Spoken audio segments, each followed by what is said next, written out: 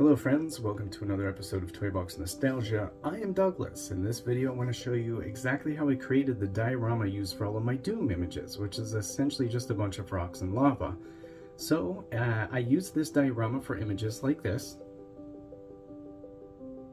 Catch you after the break.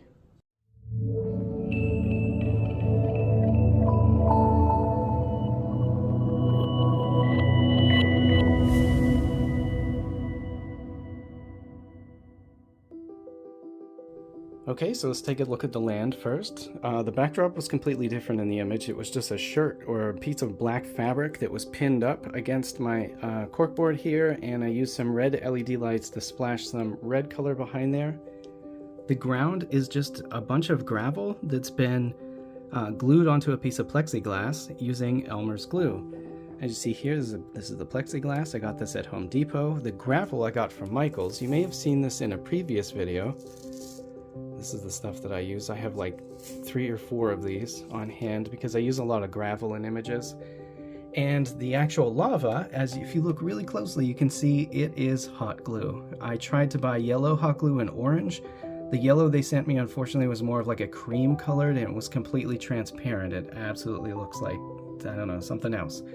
But to start this project off, what I did was I created all of the land pieces by making a big, gigantic transparent image in Photoshop, and then using my Cricut machine I cut out in 2 sections, 12 by 24, actually it went this way, all of the land pieces, and then I placed them on the back. The reason why I wanted to use black vinyl, this is here, it's just black vinyl, it's on the other side, is because no light would go through there. I only wanted the light to come through the lava. So if we take a look at the back of this, you could see my handy hot glue work here, and you can also see the vinyl. So I put the vinyl on first, and then I put the hot glue on. I put the orange around all of the edges, and then I put the yellow in the center afterwards, kind of like filled it in. So this piece is absolutely meant to be on a piece of glass, and the reason why is because you want the lava to glow. As you see here, you may be able to see it in the video, my desk is glass.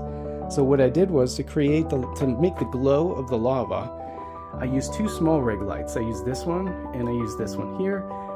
I kept them on the tripods, but I lowered them very, very low, and I placed them underneath the desk and just essentially pointed them upwards to light up all of the lava. To create the smoke, I just used a simple vape pen and a straw. I've noticed that if you inhale the vape and it comes out through the straw, or it comes out through the straw, or if you just blow it onto the image, it looks too much like fog.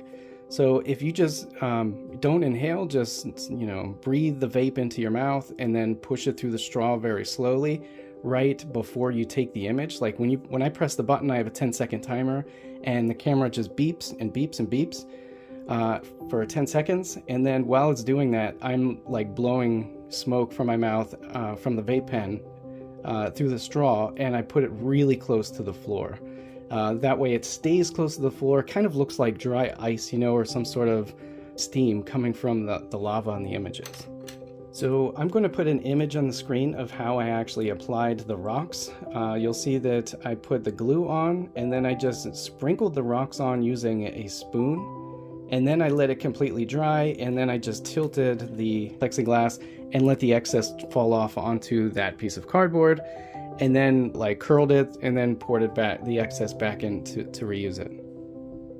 Thank you for watching, friends. If you liked what you saw, please consider hitting the like button, subscribe, and if you get a chance, check out my smoke mug. You can see all of my images in full frame, full glory there.